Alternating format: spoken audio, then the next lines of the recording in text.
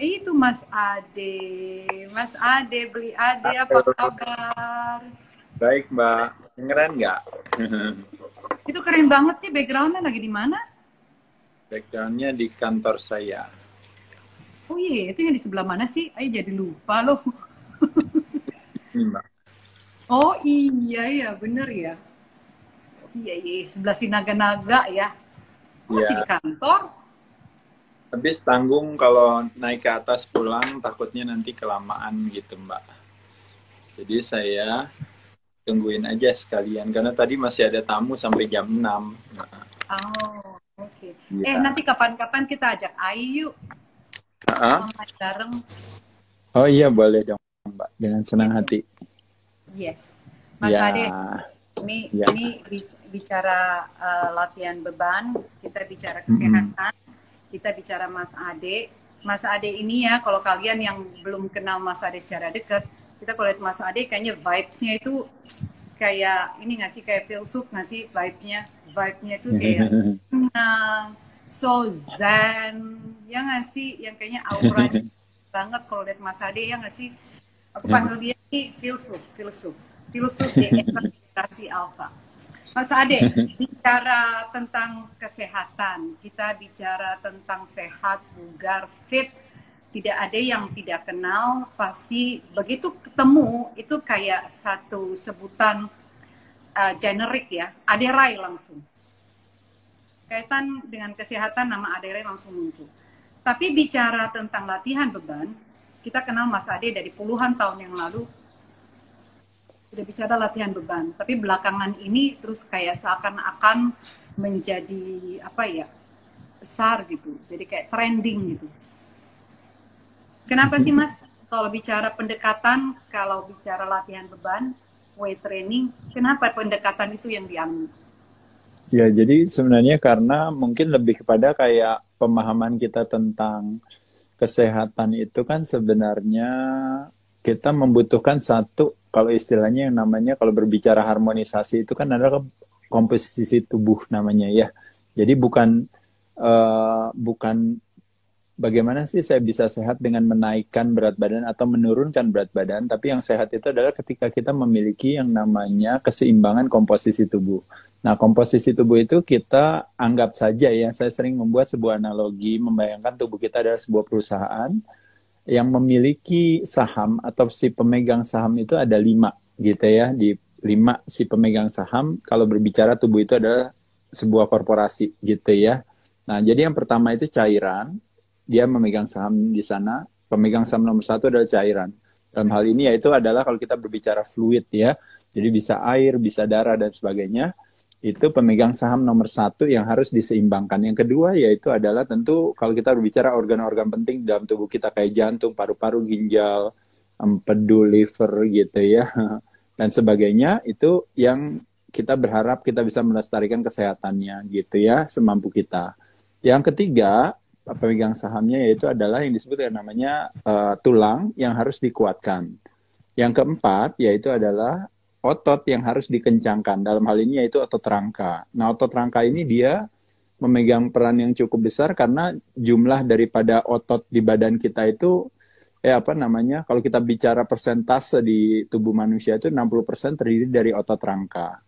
Dan yang terakhir adalah lemak yang ingin diturunkan gitu ya. Jadi kita tidak menginginkan kadar lemak itu meningkat gitu di badan kita. Jadi secukupnya saja.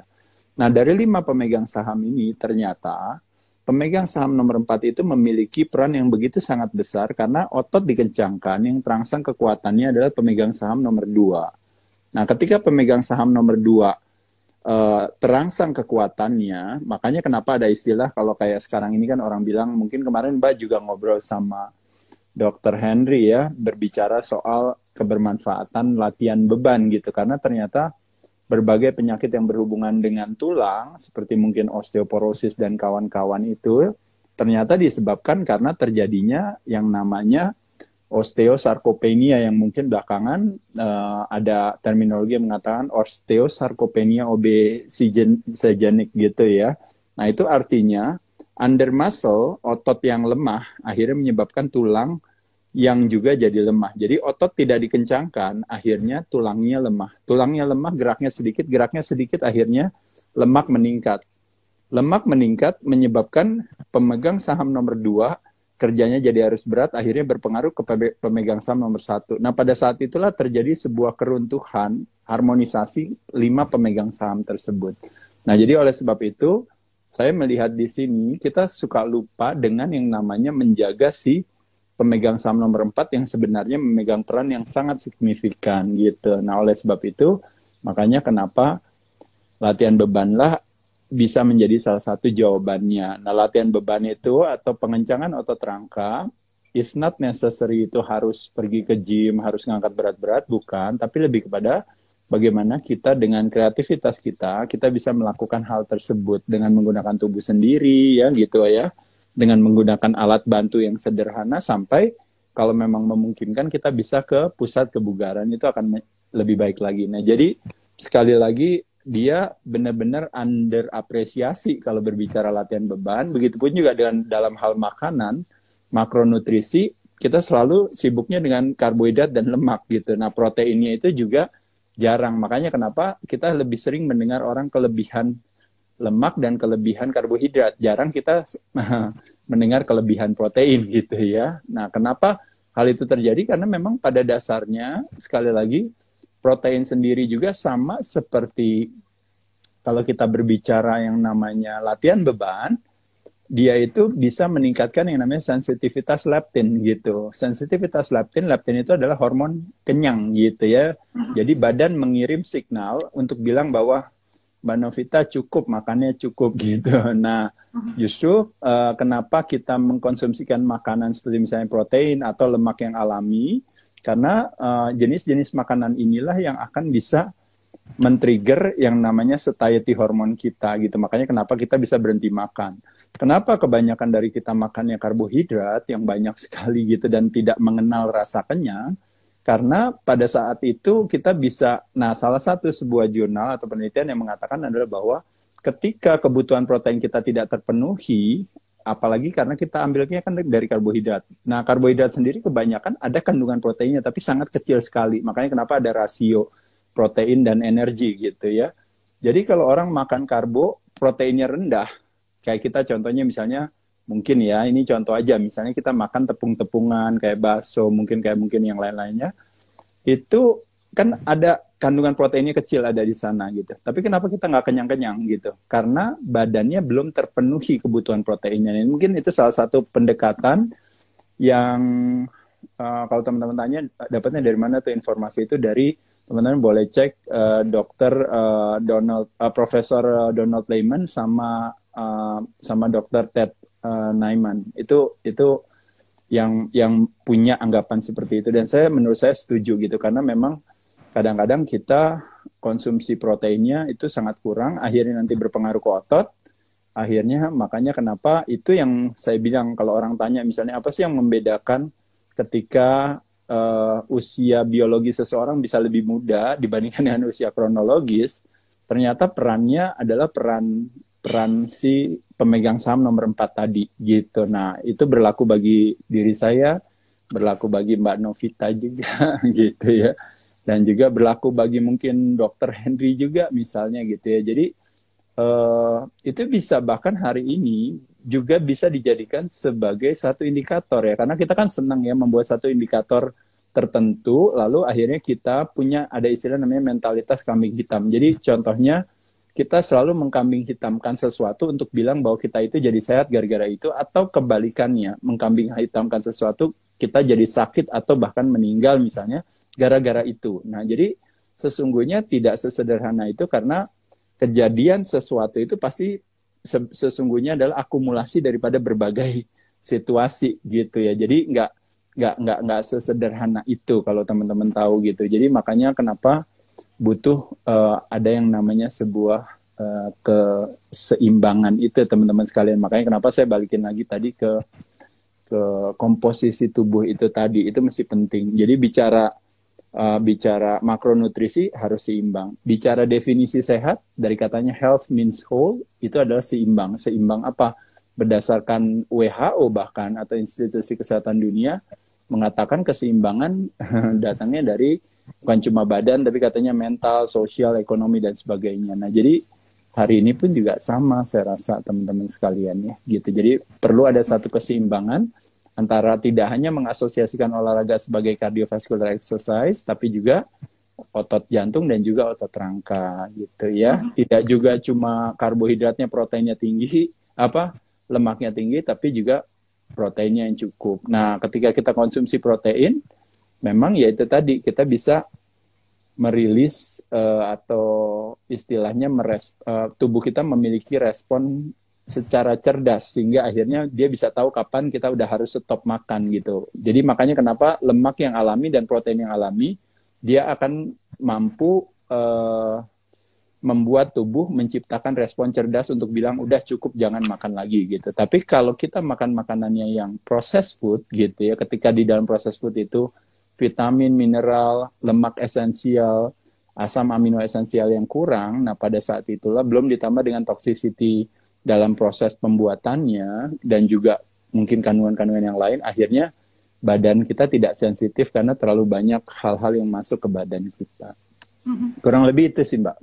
Iya, ini bicara berarti penting sekali ya. Kalau kita bicara pemegang saham 1, 2, 3, 4, 5 yang menentukan, kalau lihat di sini otot rangkanya dan kaitan dengan protein begitu tingginya, begitu pentingnya.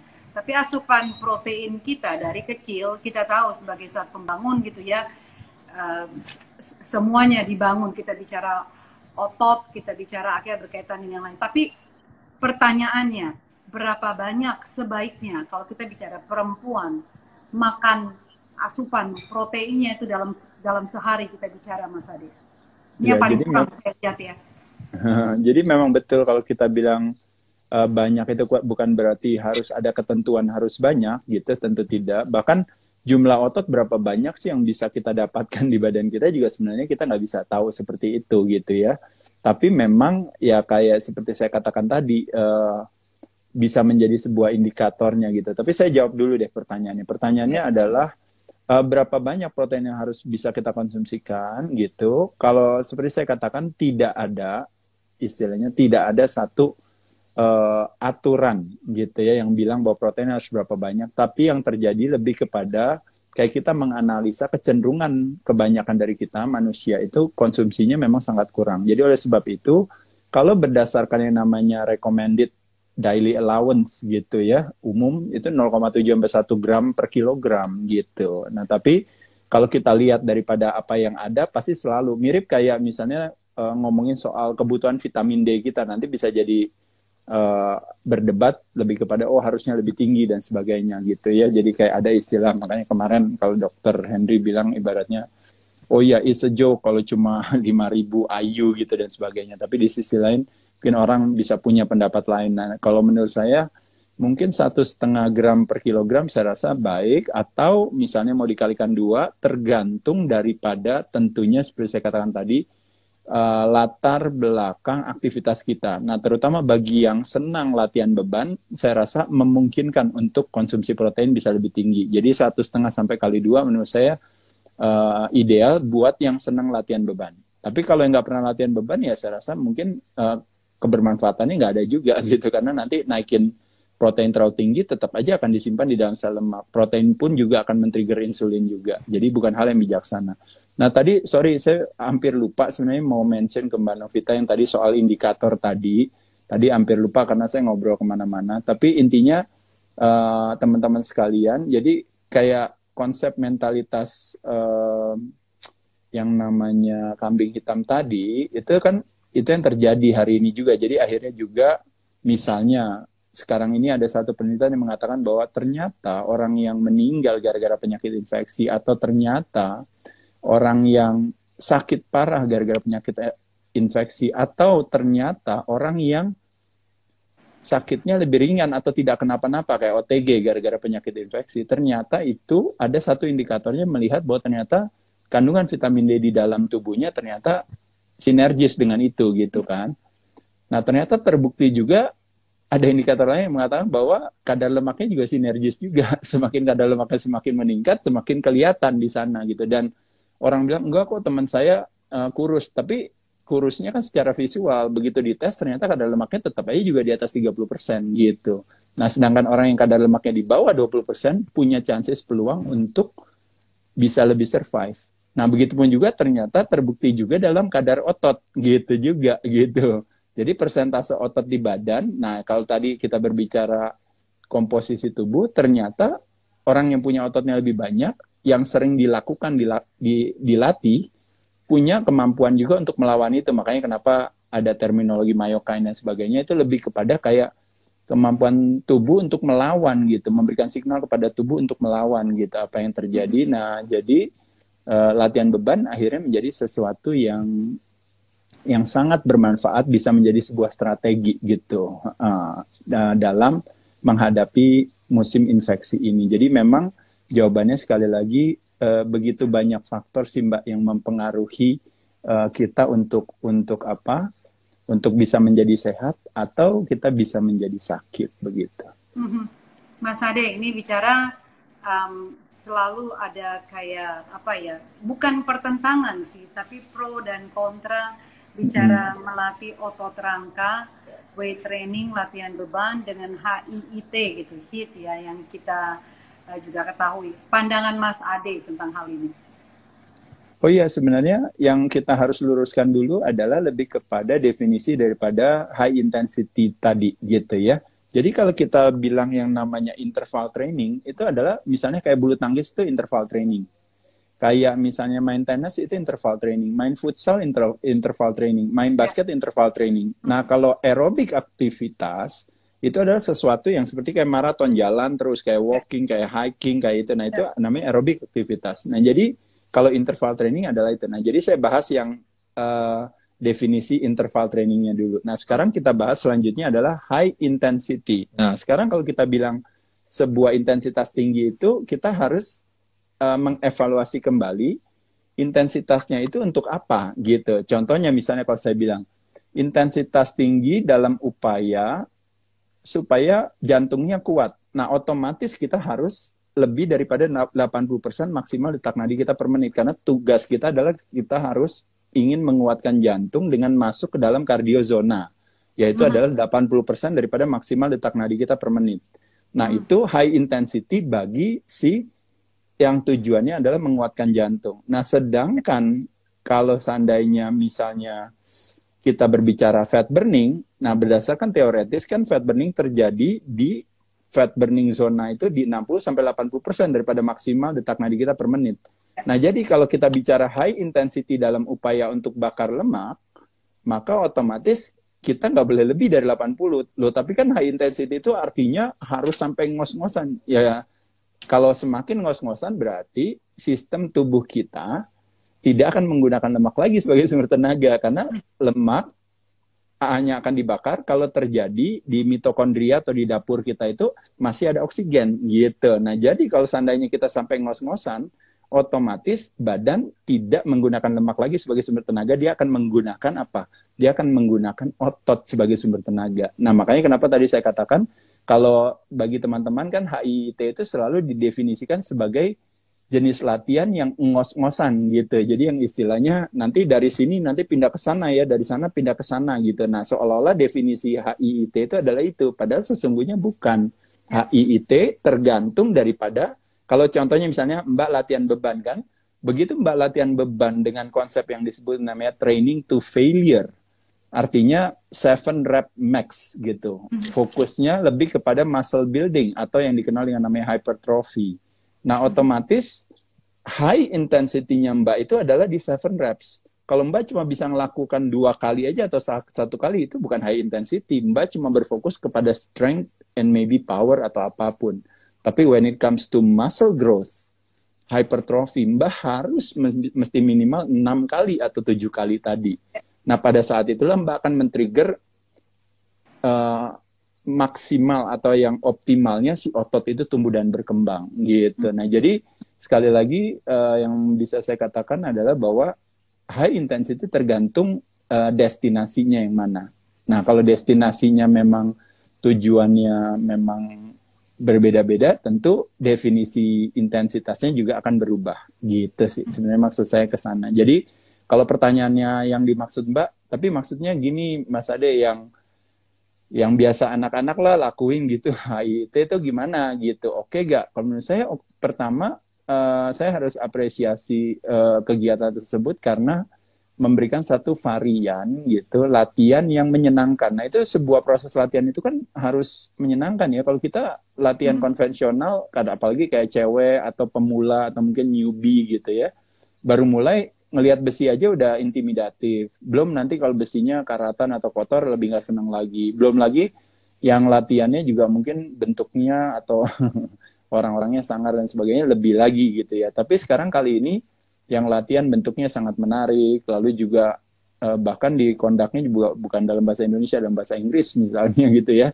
lebih canggih lagi gitu. Lalu ditambah lagi dengan berbagai kreativitas gitu. Jadi menyenangkan untuk akhirnya seseorang untuk mau mengikuti itu. Jadi kayak ibarat kayak permainan kita lakukan. Tapi memang kembali lagi at the end, kalau kita memang berbicara ketajaman daripada sebuah hasil, pasti nanti otomatis teman-teman harus udah mulai memilih strategi gitu. Jadi buat tahapan awal, kayak misalnya contohnya Mbak kan pernah ikut kan misalnya kayak body pump gitu di Les Mills gitu ya misalnya kan. Bagus nggak? Bagus for introduction to resistance training. Tapi begitu udah terbiasa, pasti Mbak akan membutuhkan beban yang lebih berat gitu kan. Nah pada saat itulah Mbak nanti latihan beban gitu. Tapi awalnya waktu disuruh ke latihan beban nggak mau. Tapi dengan dulu pernah ikut body pump, Mbak mendapatkan satu fondasi yang baik gitu untuk akhirnya senang. Nah, jadi ketika HIIT ini senang, akhirnya teman-teman kita yang cewek latihan squats loh, free weight squats. Lalu melakukan deadlifts gitu ya, lalu melakukan apa lagi yang lain-lain. Bahkan sebagian dari mereka sekarang malah ikutan powerlifting ya, kayak misalnya snatch, clean and jerk dan sebagainya. Saya rasa itu satu hal yang sangat baik aja. Cuma kembali lagi memang selalu kita tidak boleh terperangkap dalam metode, lupa memahami esensi. Jadi, kalau metodenya hanya nilai kesuksesan kita berdasarkan angkatan kita, ya boleh kalau memang destinasinya itu. Tapi kalau memang tujuannya ingin badannya lebih langsing, lalu evaluasinya dengan komposisi tubuh yang lebih baik, dengan otot yang lebih banyak, lemak yang lebih rendah, nah, maka bukan berapa besar kita mengangkat, bukan berapa lama kita mengangkat, bukan berapa kali kita mengangkat, tapi berapa besar stres yang kita tempatkan atau yang kita berikan kepada otot yang kita targetkan. Makanya kenapa di sana nanti ada berbagai terminologi seperti mind and muscle connection, time under tension, atau istilahnya otot ketika berada dalam tekanan itu berapa lama gitu. Nah, nanti di sana kita bermain tempo, bermain asosiasi. Kurang lebih itu, Mbak. Nah, ini banyak lulusan daripada Rai Institute juga hadir di sini nih. Itu langsung keinget semua ya, bahan-bahan kita. Ikuti Rai Institute. Siapa Yayo yang lulusan terbaik? Aku lumayan yang terbaik. Hai, wow, hebat. Ai di sini, adiknya Mas Ade, satu bangku sama saya waktu Rai Institute di Bandung. Kita nanti ada hari apa di Jakarta bulan Oktober ya, nanti teman-teman juga kalau. Oh, Oktober bukan November ya Mas Ade? November ya Mbak? Iya. November. Ya, November di Jakarta ya. Iya, yang di Samarinda kita tunda dulu karena harus keluar pulau dan sebagainya karena situasi hari ini tidak memungkinkan ya. Buat teman-teman mohon maaf yang di Samarinda, nanti kita cari waktu dalam situasi yang lebih baik ya, kita nanti kita adakan. Baik, Mas Ade, ini kan bicara katanya kalau latihan beban saya hipertensi gitu ya. Ini sekalian saya rangkum semua banyak pertanyaan. Kalau saya hipertensi gitu, buat yang bertanya nih, katanya latihan beban bisa membuat tensinya tiba-tiba melonjak naik. Amankah itu? Kalau tidak, apa yang harus saya lakukan? Ya, jadi kalau hipertensi itu kan disebabkan karena memang respon tubuh terhadap yang namanya inflamasi. Inflamasi disebabkan karena apa? Karena rokok. Disebabkan karena misalnya konsumsi alkohol yang berlebihan. Disebabkan karena ternyata kurang tidur. Disebabkan karena mungkin stres, disebabkan mungkin karena pola makanannya mungkin yang buruk, terutama dari makanan-makanan proses, mungkin refined fat, refined sugar, refined protein sekalipun gitu. Nah, jadi itu yang harus di take care dulu teman-teman sekalian. Nah, kalau kita berbicara latihan beban atau olahraga, secara general umum, itu pada dasarnya sebenarnya kita memang mengaktifasi si kortisol tersebut. Kita mengaktifasi juga yang namanya istilahnya sympathetic nervous system, stress response kita. Cuma yang kita aktivasi itu dalam jangka waktu durasi yang pendek. Sehingga makanya dalam durasi short term, aktivasi daripada sympathetic nervous system itu justru akan memberikan satu instruksi kepada tubuh kita untuk lebih kuat dari sebelumnya. Makanya itulah gunanya olahraga gitu. Nah, jadi waktu kita sympathetic nervous system hadir, berarti heart rate meningkat gak? Iya. Tekanan darah meningkat gak? Iya. Udah itu apa lagi? Muscle more tension gak? Iya. Terus apa lagi? Misalnya kayak mungkin gak kalau seandainya gula darah jadi meningkat? Ya meningkat otomatis karena pada saat itu terjadi yang namanya ibaratnya kortisol hadir kan di sana gitu. Nah, jadi teman-teman sekalian kalau mau memaknai itu dengan bilang, oh kan saya kan hipertensi, berarti nggak boleh ya itu. Nah, itu sama aja kayak apa ya? Mungkin Lagi kayak tunggu analoginya nih, lagi tunggu analoginya. Tadi. ya nggak mungkin analoginya lebih kepada kepala saya kejeduk lalu saya pusing, habis itu kalau saya lagi pusing kayaknya kalau seandainya katanya kalau baca buku itu katanya bisa bikin pusing ya gitu gitu maksudnya. Jadi jadi pusingnya bukan karena baca bukunya tapi pusingnya karena tadi kepalanya mungkin kejeduk sebelumnya gitu. Jadi itu yang diberesin dulu gitu sehingga kepalanya udah nyaman nanti waktu baca buku nggak kenapa-napa gitu. Jadi olahraga itu selalu memberikan kebermanfaatan pada kita. Kalau seandainya olahraga itu kita jadikan sebagai, iya ya gara-gara olahraga katanya matanya jadi kalau ngangkat beban mata saya jadi ini atau misalnya tekanan darah saya jadi naik. Itu sebenarnya kalau dalam lubuk hati yang paling dalam sebenarnya kita tahu bahwa kita kepengen mencari konfirmasi dari terutama dari expert untuk bilang iya benar ya kamu ya memang olahraga itu jahat sekali buat kamu memang lebih bagus diem aja di rumah makan kerupuk sambil nonton Netflix itu lebih baik gitu. Nah itu sesuatu yang akan menyenangkan gitu bagi kita dan jawaban itu kan pasti akan menghibur diri kita. Nah tapi kenyataannya teman-teman nggak akan mendapat jawaban itu terutama kalau nanya pada saya. Mas Ade, ini kata defisit kalori belakangan ini jadi kesannya keren gitu loh. Mas Ade jelasin dong defisit kalori, lalu kaitannya dengan intermittent fasting, dengan puasa. Ya, oke. Dua istilah Mas Ade. Iya, jadi memang kan teman-teman sering dengar ada terminologi namanya surplus calories atau deficit calories atau restriction calories. Itu adalah terminologi-terminologi yang dipakai untuk menjelaskan sebenarnya itu sebuah pemaknaan daripada situasi.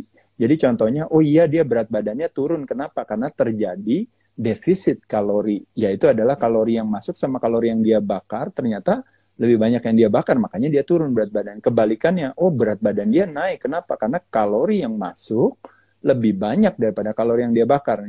Dan juga, oh kalau memang mau turun berat badan, kita harus mengatur sumber penyajian, jadwal, dan timing kita, jumlah ya, sesuai dengan kebutuhan kita. Kamu tuh kebanyakan, makanya harus di-restrict gitu. Nah, jadi semua pernyataan-pernyataan itu benar adanya. Kalau menurut saya, kita nggak perlu sangkal. Cuma, saya kalau menjelaskan kepada teman-teman kenapa saya bilang signifikansi untuk menghitung kalori itu tidak terlalu penting, lebih kepada karena seperti saya katakan tadi, kata restriction itu sebenarnya itu memiliki konotasi yang melemahkan hati. Jadi istilahnya sebenarnya saya maunya ini, tapi saya di-restrict, nggak boleh. Nah pada saat itulah terjadilah pelemahan di sana, karena kita merasa ada nuansa yang namanya sacrificing di sana. Lalu kedua ada yang namanya, oh ya defisit kalori itu, kalau kita ngomong sekarang hari ini kita defisit nomor rekening kan nggak menyenangkan gitu ya, apa namanya kita defisit ya, ke rekening saya lagi defisit mbak nih, jadi nggak ada uang sama sekali lagi defisit Tos gitu dong, ya. Tos dong. Sama ya mbak. Misalnya gitu ya. Nah itu kan sesuatu yang melemahkan hati kita gitu. Nah jadi makanya kenapa saya katakan kalau memang kita melihat dari pemaknaan bahwa seseorang itu terjadi defisit itu ya nggak ada masalah. Tapi kalau kita mau ngomong kepada orang, makanya kenapa sebenarnya itu yang dibutuhkan di dunia fitness dan juga yang dibutuhkan di dunia medis sebenarnya hari ini adalah yang disebut dengan namanya komunikasi fitness atau komunikasi medis. Nah, itu menjadi, kalau nggak salah belakangan saya dengar menjadi salah satu eh, mata kuliah baru gitu, terutama bagi dokter, karena kan sering kadang-kadang ngomongnya nggak punya komunikasi yang baik, akhirnya ketika divonis oleh dokter, iya kamu misalnya cancer, oh iya kamu ada ini apa, yang ada baru diomongin, yang ada orang langsung ngedrop gitu ya. Kita akhirnya memberikan yang namanya nocebo kepada orang lain, akhirnya apa yang diomongin akhirnya justru malah meyakinkan seseorang untuk akhirnya bahwa dia nggak akan pernah bisa survive. Nah, jadi maksud saya pun juga sama. Jadi yang kita harus lakukan, 95% orang gagal berdiet kalau saya lihat itu karena memang pelemahan-pelemahan terminologi tersebut gitu. Makanya kenapa saya bilang, apa sih yang harus bisa kita lakukan? Diet itu adalah mengatur makanan. Sama halnya seperti financial diet, dengan kita mengatur keuangan kita, hidup jadi lebih nikmat. Nah, jadi ini yang disebut dengan namanya nutritional diet. Kenapa tubuh kita itu cerdas gitu? Karena nggak bisa dibohongi, ya itu tadi kayak kita bilang, misalnya kita bilang sama tubuh kita, wah saya nggak boleh makan ini, saya nggak boleh makan itu, nggak boleh makan itu. Nah, tubuh kita akan selalu ingat kita dibilang nggak boleh itu. Nah, pada saat itulah apa yang difokuskan itu yang disalurkan tenaganya di Tahu nggak sih, sana itu. ini kaitannya Hmm, dengan parenting banget. Terus kan betul ngomong betul dari nggak boleh, jangan, stop. Justru itu yang masuk betul terus di anak-anak. betul. Silakan Mas Adi. Iya Berkaitan betul banget sekali. sama sama sama Betul. profesi saya nih, psikolog anak dan Betul, remaja. betul. Nah, bagi teman-teman kita yang memang anak muda yang punya motivasi yang begitu besar, omongan kayak gitu itu sesuatu yang memotivasi mereka. Ya. Bro, inget ya, latihan kita kalau bisa sebelum muntah jangan berhenti gitu. Itu kayak memotivasi gitu ya. Ibaratnya orang lain lagi tidur di rumah, tapi kita lagi di gym, lagi leg press. That's what makes us a champion gitu ya. Nah, jadi kata-kata gitu memang bisa kita berikan kepada orang-orang tertentu gitu. Nggak ada masalah. Termasuk juga kayak saya bilang, let's do restriction calorie. Let's cut calorie, let's deficit calorie. Itu berlaku bagi orang-orang yang memang punya mentalitas seperti itu. Tapi most of us atau most of the people itu dia nggak bisa kayak gitu. Yang ada dia ngedrop, dia down, yang ada dia mundur. Nah, pada saat itulah makanya kenapa saya bilang bukan masalah soal sebuah metode kita bilang mana yang paling baik, mana yang paling bagus, tapi kita cukup evaluasi aja, kita lihat kalau kita ngomong sesuatu bener gak ternyata. Ibaratnya kayak saya kan ngomong bener apa adanya, iya tapi pasiennya mati semua, ya kan gak ada gunanya. Jadi kayak, sama aja kayak kayak trainer kan bilang ibaratnya ini yang benar adalah kayak gini, dia yakin yang benar kayak gini, tapi kliennya gendut semua gitu, bahkan termasuk dianya juga gendut gitu ya kan, memang unik gitu. Nah, jadi poin saya ibaratnya we cannot give away what we don't have, we can only give away what we have. Jadi itu yang namanya tuturi handayani ya teman-teman sekalian. Jadi kita mengajar dengan mencontohkan. Makanya kenapa saya bilang saya mencoba untuk kembali lagi ibaratnya self study ya, atau yang dikenal namanya swadaya atau self investigasi. Kita bilang dulu apa yang membuat saya bisa sampai begitu konsistennya gitu ya, seolah-olah pemaknaannya jadi konsisten, jadi disiplin. Oh ternyata karena ada pemahaman, oh pemahaman itulah yang ini. Nah, jadi kita ajarin sama teman-teman. Tahu gak teman-teman ya, dan sebenarnya tubuh aja udah mengajarkan kita. Nah, contoh yang tadi kayak saya bilang, kalau kita puasa, tubuh tahu bahwa nanti akan ada buka puasa, makanya dia nggak akan ngerasa dia terjadi restriction atau terjadi kayak suffering bagi tubuh, karena tubuhnya bilang jangan khawatir, nanti kita akan buka gitu. Tapi kalau kita bilang oke, saya harus restrict, nggak boleh ini, nggak boleh itu, bolehnya kapan? Ya nanti mungkin 3 bulan lagi atau berapa bulan lagi, nanti kalau badan kamu udah bagus.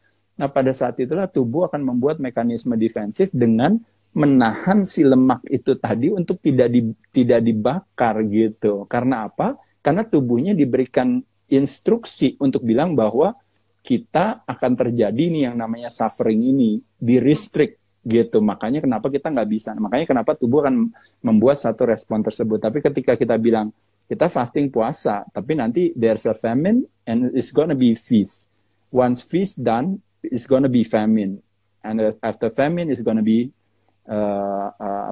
feasting lagi. Nah, jadi ada perayaan, ada kelaparan. Nah, itu yang konsep daripada yang tadi saya katakan tadi. Jadi itu alasan kenapa memang hanya lebih kepada pilihan kata gitu ya. Jadi lebih ke sana sih Mbak. Tapi kalau jawabannya semuanya benar kalau menurut saya.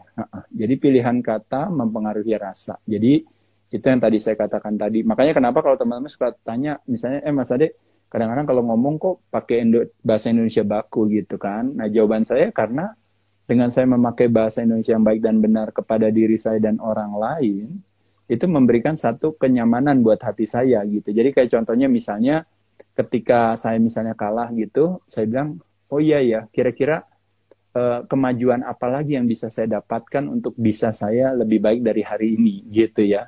Coba ya saya evaluasi kira-kira apa. Daripada saya memakai kalimat gila lo deh goblok banget sih gitu, masa lo tadi kalah kan nggak enak gitu kedengerannya. Kayaknya Tapi kok Kwan lagi dengerin nih Daniel Kwan dan Stephanie also kayaknya tadi langsung bilang ini Daniel Kwan banget katanya. iya, nah di sisi lain kebalikannya kalau kita bilang oh iya, what is the biggest room in the world? Is the room of improvement. There's always plenty room for me to improve gitu. Nah, itu kan menguatkan hati kita gitu. Nah, tapi kebanyakan kita itu kadang-kadang suka lupa gitu. Kita pakai dasar lo bego, dasar lo goblok. Bahkan kita ngegoblokin diri sendiri. Makanya kenapa akhirnya terjadilah self-limiting beliefs itu gitu ya. Atau bahkan membuat satu identifikasi tentang diri kita itu yang lemah gitu. Hanya gara-gara keseringan kita membuat dalam tanda kutip tuh mantra, atau kalau mungkin bahasa sekarangnya itu tuh namanya afirmasi gitu ya. Jadi kita bilang terus ke diri kita bahwa istilahnya bego sih lo, bodoh sih lo, kan kayak gitu terus gitu. Jadi akhirnya juga, makanya kenapa saya bilang sama orang, kenapa orang menghargai kita, jawabannya karena kita cerdas, mengedukasi orang untuk istilahnya memperlakukan kita seperti apa, dengan cara kita memperlakukan orang seperti apa juga gitu. Makanya secret of living is forgiving. Ketika kita banyak memberi, ketika kita juga banyak menerima, karena ada sebuah ketulusan di sana gitu. Tapi ketika kita pamrih ya nggak terjadi gitu. Jadi lebih kepada, makanya kenapa nanti kita bisa berbicara law of attraction itu sebenarnya adalah bukan we attract what we want sebenarnya, tapi basically we attract what we are gitu ya. Jadi lebih kepada kayak cerminan gitu lah Mbak. Tahu nggak sih Mas Ade, sorry dari tadi nih ya pada masuk ini komen-komen, Mas Ade itu bijak sekali ya, Mas Ade itu cerdas banget ya, Mas Ade itu wise banget ya, Mas Ade itu semuanya ya oke. Jadi kalian nggak salah, yang setuju please komen.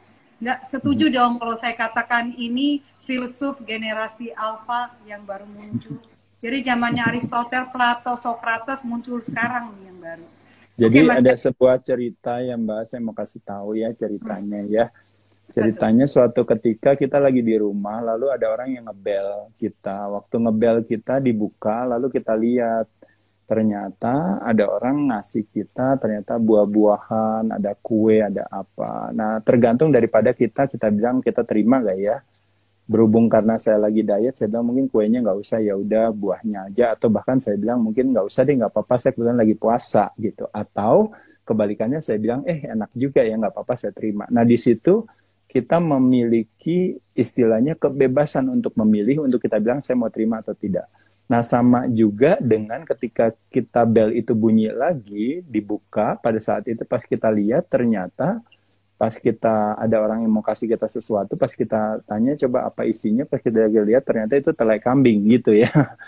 Nah, itu artinya kayak kita boleh memilih telai itu mau kita ambil atau tidak gitu. Jadi poin dari cerita ini sebenarnya saya cuma mau bilang sama teman-teman adalah ibarat kayak puja-puji atau hinaan tuh seperti itu gitu. Istilahnya terserah, nggak ada masalah. Jadi tidak akan membuat kita menjadi lebih tinggi dan tidak akan membuat kita menjadi lebih rendah. Jadi ketika teman-teman memberikan pujian pada saya, ya anggap aja teman-teman lagi ngasih kue terenak yang saya suka, ya mungkin tiramisu, ya saya ambil, terima kasih teman-teman. ketahuan tuh. Tapi kalau iya, bagi teman-teman yang kadang-kadang mencela atau menghina, yang teman-teman anggap sebagai naysayers atau haters ya, atau apapun, kadang-kadang kita sering digituin ya sama teman-teman, kita juga sama, oh nggak usah, telai kambing saya nggak perlu, silahkan makan aja sendiri, gitu, nggak perlu diambil ya. Santuy banget jawabannya ya. You know why I love this guy? Oh, I love him so much. Benar-benar kalau ketemu vibes dia tuh bikin kita yang kayak hormon kortisol datang langsung diganti sama endorfin. Mas Ade, kenapa latihan beban itu Oke, khususnya buat kita nih ya, lebih direkomendasikan sih daripada aerobik Oh, lari saya sebenarnya nggak bilang seperti itu, tapi memang latihan beban yang dikesampingkan. Makanya buat kenapa aku tadi deh, saya bilang, buat aku iya, kalau lebih kepada under apresiasi. Nah, makanya kenapa latihan beban kenapa harus dilakukan? Karena itu tadi kayak saya bilang, is a longevity organs. Jadi kalau Mbak bicara orang yang satu kadar apa, yang satu kok kelihatan lebih awet muda dibandingkan yang lain, Mbak pasti akan tahu bahwa ternyata pemegang saham di nomor empatnya itu pasti sahamnya lebih gede di sana. Hampir rata-rata seperti itu, jadi kayak indikator vitamin D-nya pasti lebih gede, makanya kenapa dia survive dari COVID gitu. Nah, kenapa dia kelihatannya lebih lebih anti aging gitu dalam tanda kutip? Pasti karena ternyata kandungan atau kadar si pemegang saham nomor empatnya yaitu adalah si skeletal muscle-nya pasti lebih banyak. Karena skeletal muscle basically dia memiliki banyak, skeletal muscle is endocrine system meskipun bisa diperdebatkan.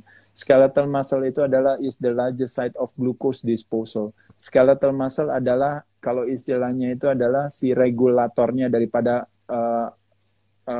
apa namanya peredaran gula yang ada di badan kita. Sedangkan gula kelebihan adalah penyebab daripada akhirnya terjadi sel yang tidak sensitif atau resistensi insulin yang menyebabkan metabolic syndrome, berbagai penyakit yang berhubungan dengan jantung dan pembuluh darah, yang hari ini menjadi pre-existing kondisi atau komorbiditas yang hampir semua yang masuk rumah sakit gara-gara COVID itu 94% atau 95% memiliki minimal satu komorbiditas itu gitu. Nah, makanya kenapa saya katakan kepentingan muscle strength atau kepentingan muscle mass terutama dalam situasi musim infeksi ini menjadi penting, tapi di sisi lain juga kalau istilahnya kita dalam sehari-hari ternyata dia membantu kita ya untuk memiliki respon secara hormonal kepada situasi itu menjadi lebih optimal dengan kalau seandainya kita rajin melakukan aktivitas pengencangan otot rangka. Jadi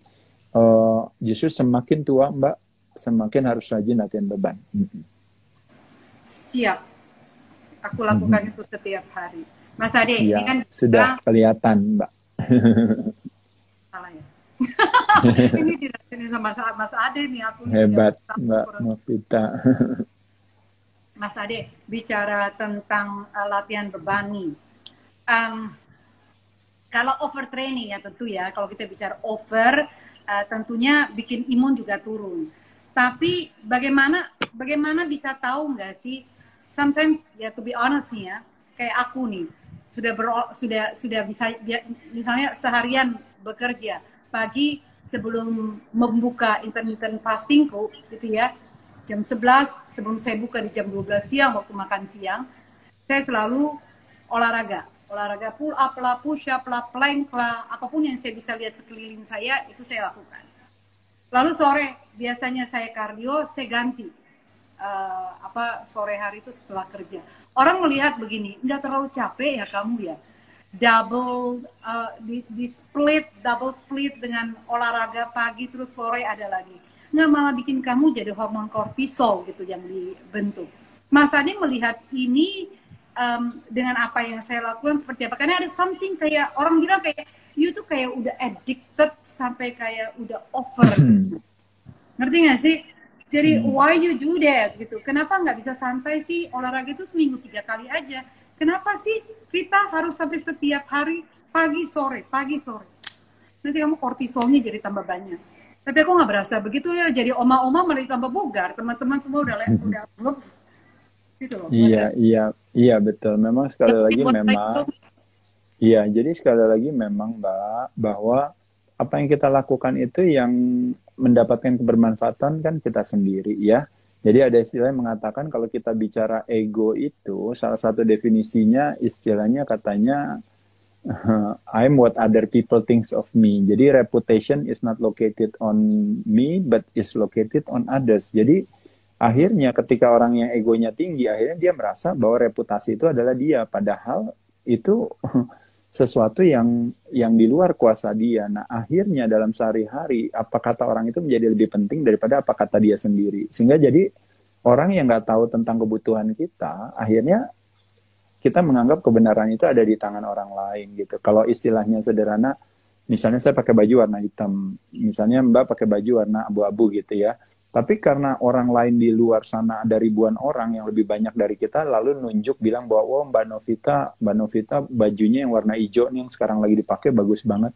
Mbak sampai nggak sadar gitu, Mbak beranggapan bahwa oh ternyata orang lain lebih benar kali, jangan-jangan benar ya saya yang salah. Nah jadi saya mau menyampaikan adalah yang mendapatkan kebermanfaatan tuh kita sendiri. Kalau ada orang lain ngomong seperti itu, kita jadikan sebagai hikmah aja untuk kita bilang kita di reminder, diingatin gitu ya, atau di reminding gitu maksudnya ya, bahwa atau menjadi reminder kita bahwa Mbak hati-hati ya, maksudnya kita kan olahraga, tapi kita juga nggak mau jangan sampai nanti kita overtraining atau misalnya under recovering sehingga akhirnya sakit juga jadi hadir. Nah kan kebanyakan dari kita kayak saya misalnya atau Mbak atau mungkin teman-teman anak fitness yang lain, orang terjangkit musim infeksi hari ini itu terjangkit karena nggak kurang gerak. Jadi sedentary life gitu, atau banyakan dari kita mengalami yang namanya stres secara struktural atau mechanical karena kaku badannya nggak pernah olahraga, jadi makanya dia sakit.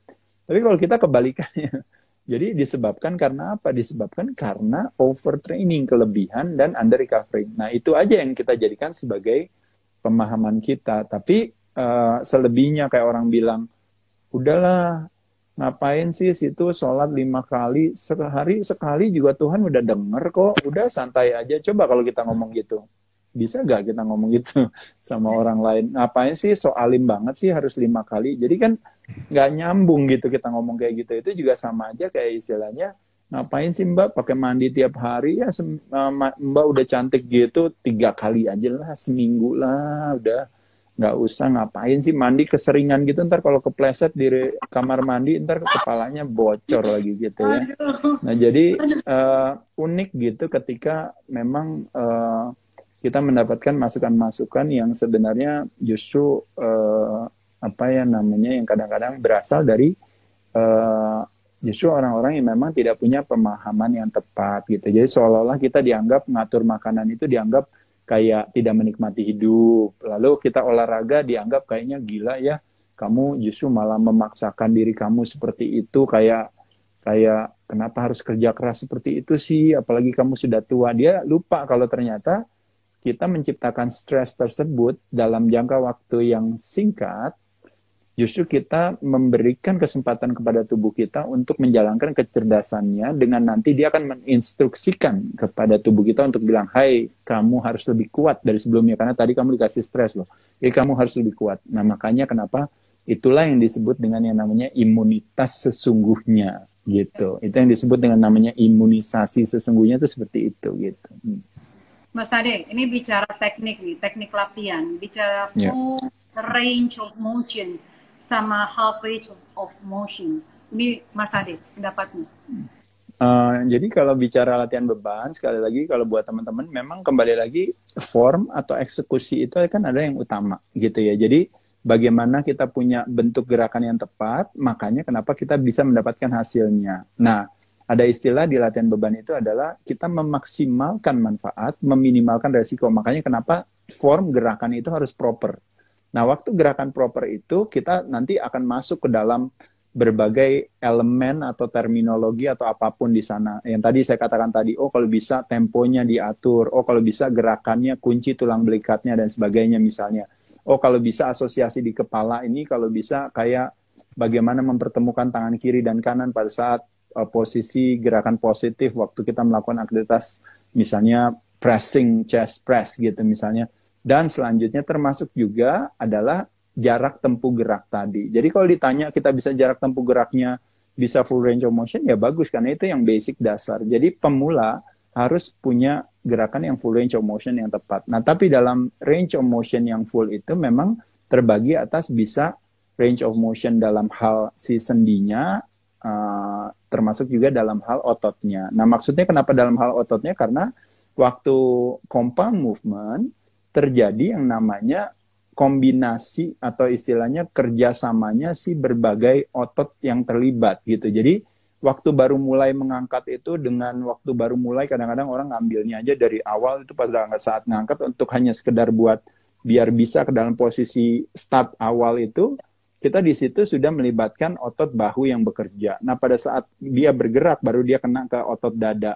Dan pada saat di beberapa titik gerakan 80% daripada range of motion tadi, untuk ke 80 ke 100-nya, otomatis yang banyak bekerja justru adalah si tricepnya gitu. Makanya kenapa di situ disebut dengan compound movement, melibatkan lebih dari 2 persendian, melibatkan lebih dari 2 otot. Nah, dalam hal ini yang terlibat adalah ada otot dada, otot bahu, dan otot triceps. Nah, jadi kalau seandainya beban semakin berat, otomatis kemampuan kita untuk bisa full range of motion itu nggak bisa gitu. Tapi kalau misalnya ternyata kita masih kuat dan bisa full range of motion, kenapa nggak masalah. Tapi kalau seandainya kita bilang, oh nggak bisa, kamu kalau nggak full range of motion, mendingan kamu nggak usah ngangkat. Nah, itu menurut saya, kenapa harus punya pemahaman seperti itu? Kecuali kalau kamu memang atlet angkat berat atau atlet angkat besi, ya karena ketika kamu tidak full range of motion, berarti kamu dianggap gagal berdasarkan peraturan tersebut. Tapi kalau dalam urusan bagaimana kita menciptakan stres di otot yang kita targetkan, jangankan full range of motion, kita cuma diem aja, nggak usah ngapa-ngapain, kita tahan aja beban yang disebut namanya static contraction, dan otot itu kerja keras, padahal nggak ada range of motion sama sekali. Jadi jangankan kita membahas soal half range of motion atau misalnya quarter range of motion, even there is no motion, still we can get benefit out of that position gitu. Jadi kembali lagi seperti saya katakan, tergantung daripada kita berbicara dalam tatanan apa gitu. Kalau kita ngomongin sebagai seorang powerlifter, ya tentu yang nggak nyambung kalau kita kalau nggak full range of motion gitu. Tapi kalau sebagai berbicara dalam omongan bodybuilder, Mas Ade, boleh nggak kalau saya ngangkat nggak bisa range of motion-nya, nggak bisa full gitu.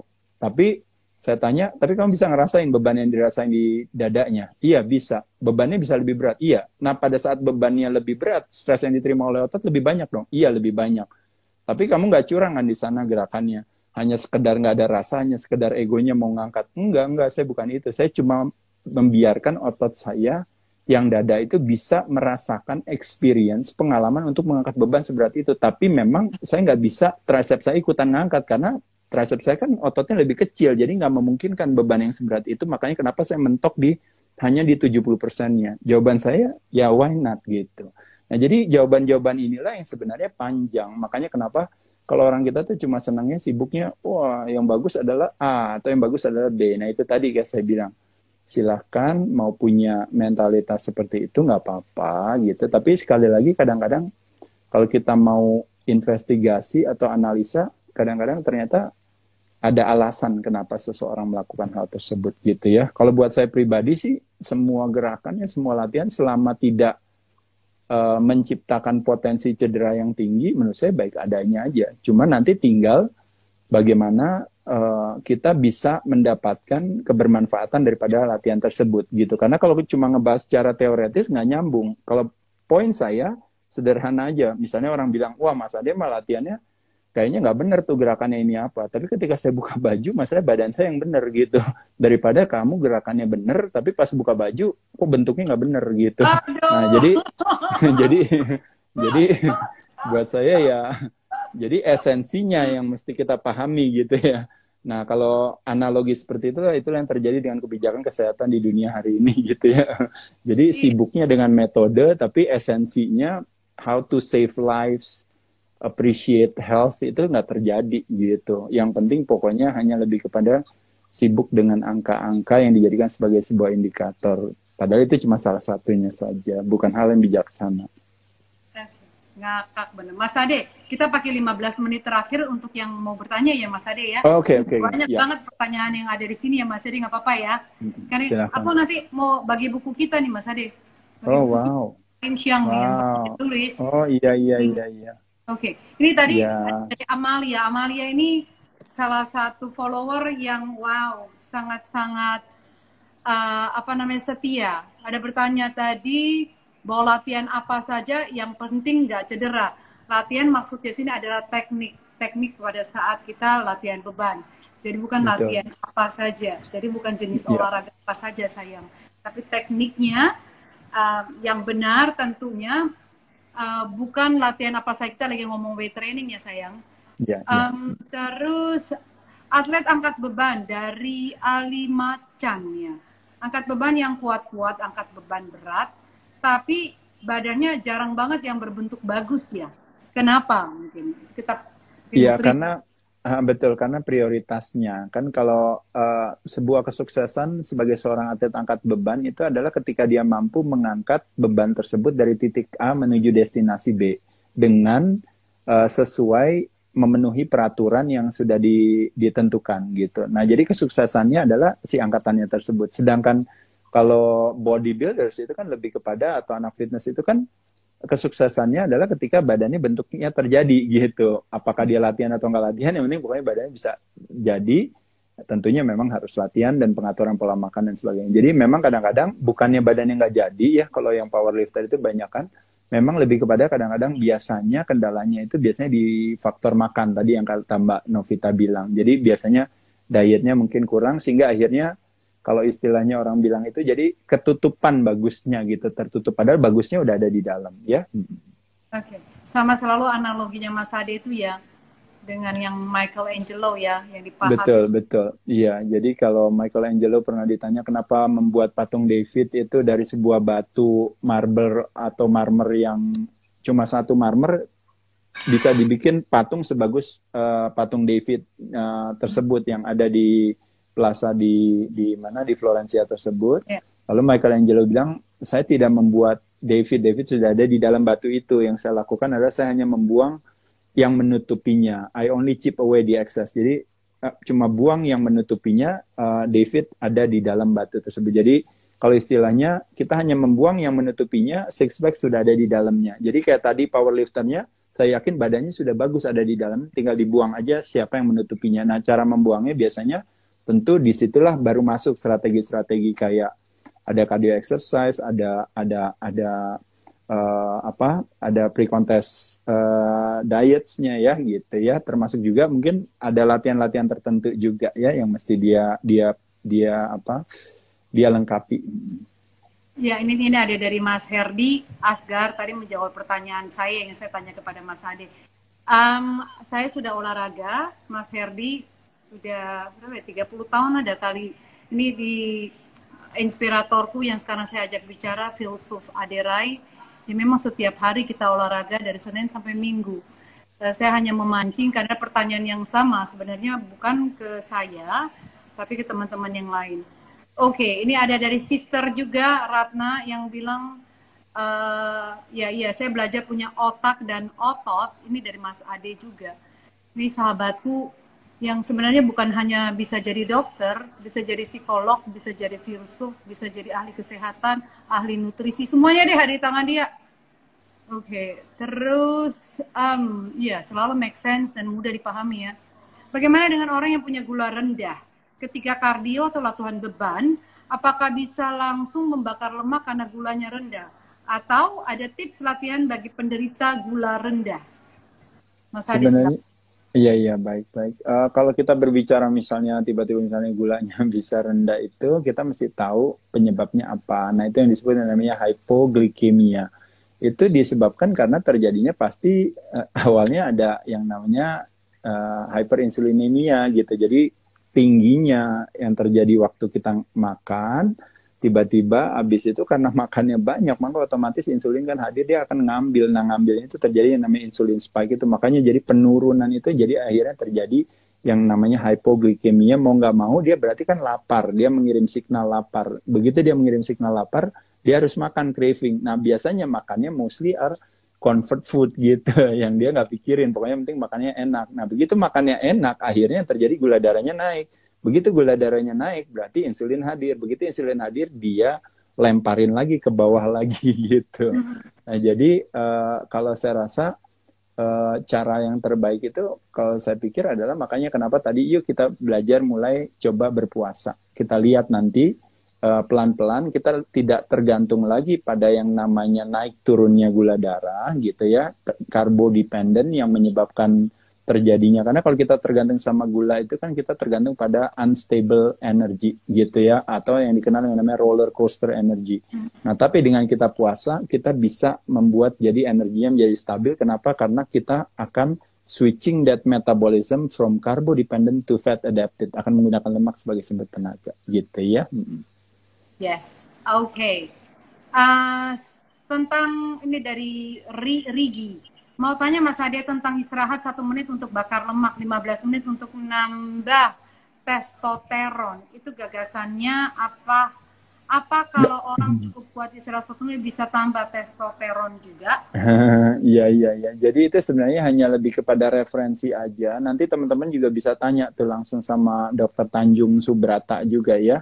Jadi yang mengadakan penelitian, dan mungkin juga saya rasa juga teman-teman itu lebih kepada, jadi gini, kalau kita istirahat 1 menit antar set itu, berdasarkan sebuah penelitian atau berdasarkan jurnal atau berdasarkan referensi dikatakan bahwa kita akan membantu mempromot badan kita untuk merilis human growth hormone gitu. Kalau 1 menit istirahatnya.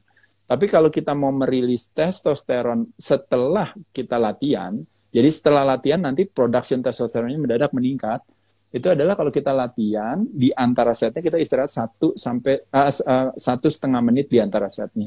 Jadi itu hanya lebih kepada penelitian lah. Kalau teman-teman bilang saya nggak percaya, nggak apa-apa gitu. Saya nggak merasa seperti itu juga nggak apa-apa juga gitu. Karena itu hanya lebih kepada kayak, makanya kenapa ada referensi jurnal itu kan karena mereka membuat satu studi tersebut gitu. Jadi based on certain study seperti itu teman-teman gitu. Tapi kalau dibilang itu kebenaran yang sesungguhnya ya kita nggak tahu. Teman-teman nanti tes sendiri aja sama badannya ya. Mas Ade, mungkin 2 pertanyaan terakhir ya. Ini Mas Ade berapa pertanyaan nih? 15 menit aja kali ya Mas Ade ya?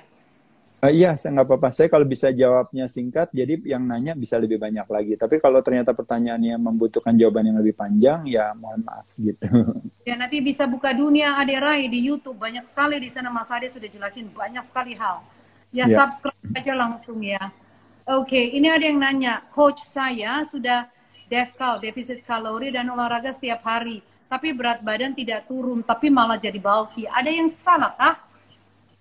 Nah itu tadi Kak saya bilang, sebenarnya kalau kita bisa jadi beratnya malah naik, padahal kita bilang defisit, berarti tidak terjadi defisit, yang end up-nya terjadi surplus. Cuma tadi niatannya mendefisitkan kalori kan gitu. Nah cuma pertanyaannya kan adalah pasti kita memang, makanya itu pentingnya yang namanya self study atau namanya self investigasi itu teman-teman. Jadi kita cek makanan kita tuh salahnya di mana ya? Apa jangan-jangan ada makanan tertentu yang membuat kita ini gitu ya? Jadi itu lebih kepada kayak, saya nggak bisa akan menjawab kalau seandainya itu persis mirip kayak dokter bilang, dok saya kok lemes ya ini apa gitu. Nah dokternya dia harus diagnosa dulu gitu ya untuk biar ketemu pasiennya untuk ngecek benar-benar. Jadi saya rasa juga mesti dicek dulu. Teman-teman ngelakuinnya apa sih gitu sehingga bisa atau jangan-jangan ternyata kenaikannya karena massa ototnya meningkat, kadar lemaknya rendah kan bisa juga. Jadi itu bukan kayak itu kemajuan. Jadi kayak berat badan turun atau berat badan naik sebenarnya tidak boleh dijadikan sebagai sebuah indikator daripada sebuah kemajuan. Belum tentu itu. Makanya tadi saya bilang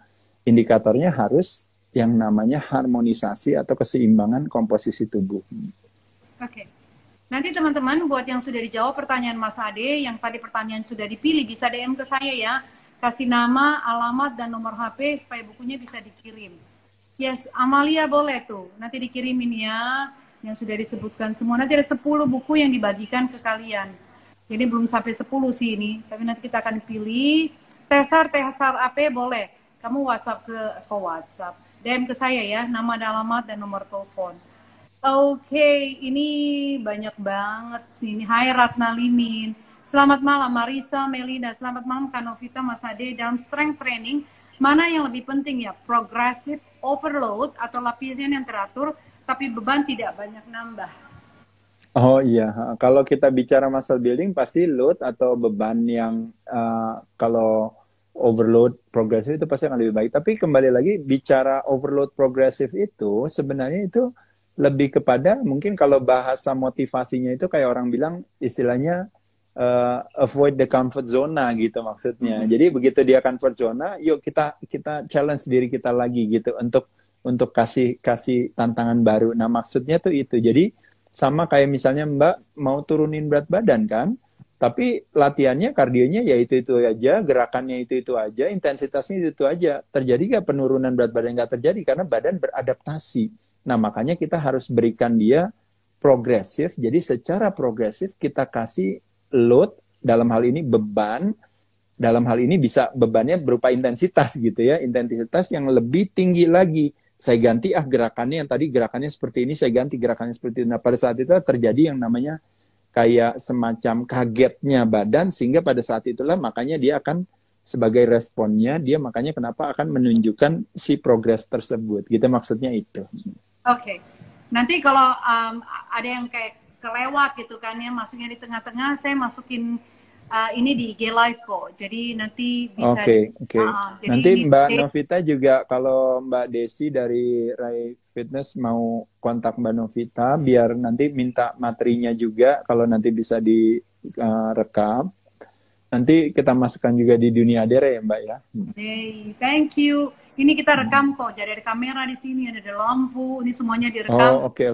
Memang Wow. secara Oke. niat.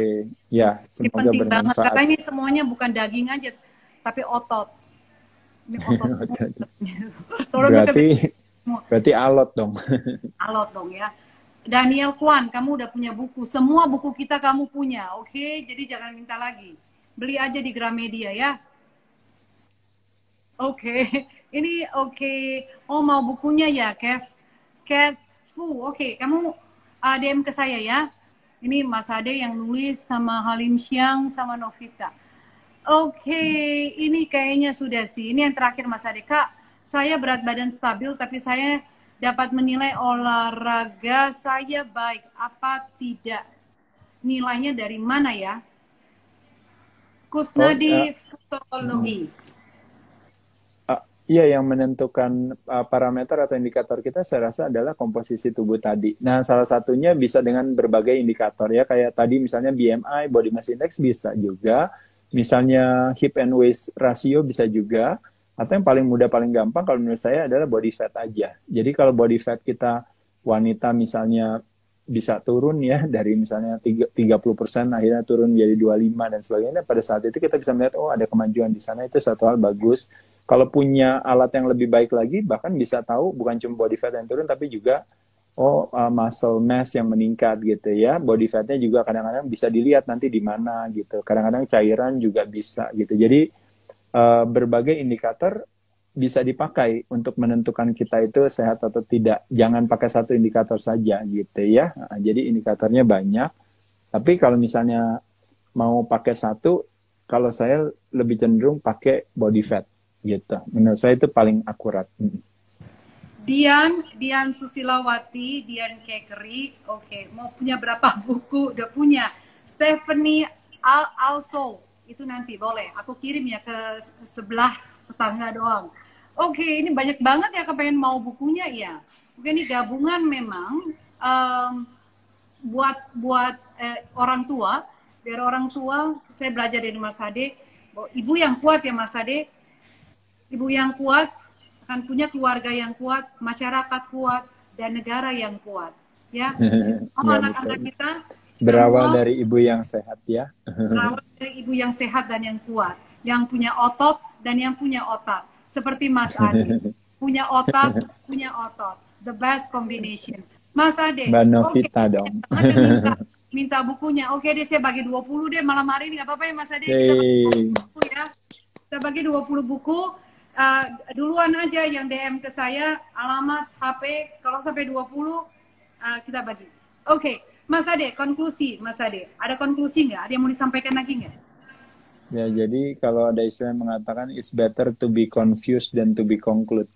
Jadi lebih baik kita masih bingung daripada kita dikasih konklusi yang sebenarnya belum tentu itu yang benar. Nah, karena dengan kebingungan kita diberikan kesempatan untuk mau terus mencari tahu gitu ya, mungkin kira-kira itu.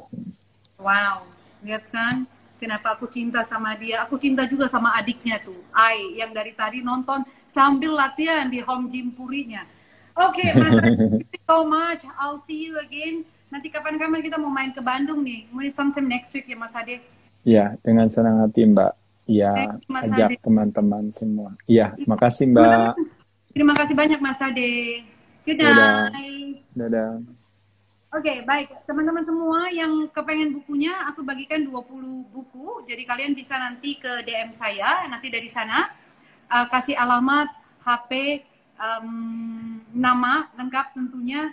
Nanti 20 buku aku bagikan, yang tadinya harusnya 10 buku. Oke, thank you so much guys. Thank you so much for being here. I love you so much. Bye, Steph. Bye semuanya. Nanti ada di Dunia Ade dan juga di Happy Parenting with Novita Tandi. Thanks so much. Good night, everyone. Bye-bye. Happy, healthy parenting.